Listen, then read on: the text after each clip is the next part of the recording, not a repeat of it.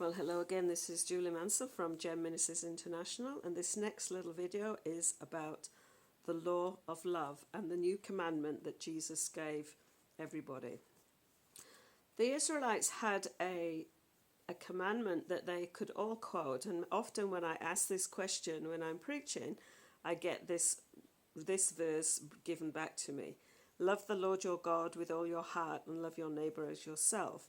And that was the commandment of love that the Israelites lived under. There is a little problem with that, in that we first have to love ourselves before we can love our neighbour to any greater or better degree.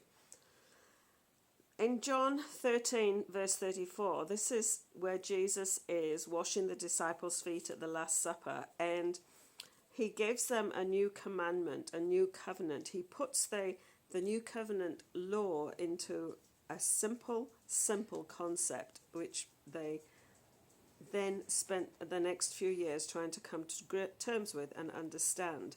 And this starts in verse 34 of chapter 13 of the Gospel of John. A new commandment I give to you, that you love one another, just as I have loved you. You are also to love one another. By this all people will know that you are my disciples, if you have love one for another.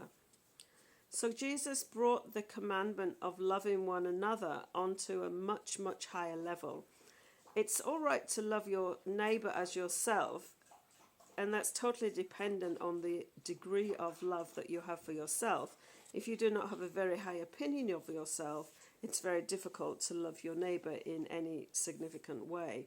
But Jesus is saying to his disciples, I want you to love people in the same way that I love you, and the same way that the Father loves you.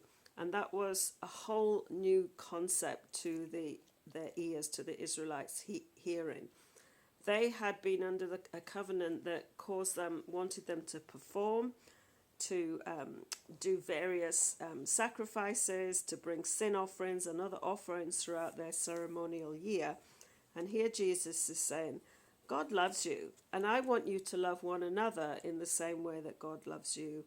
And that, getting to an understanding of that new commandment that we have, totally will transform how we present the gospel to unbelievers.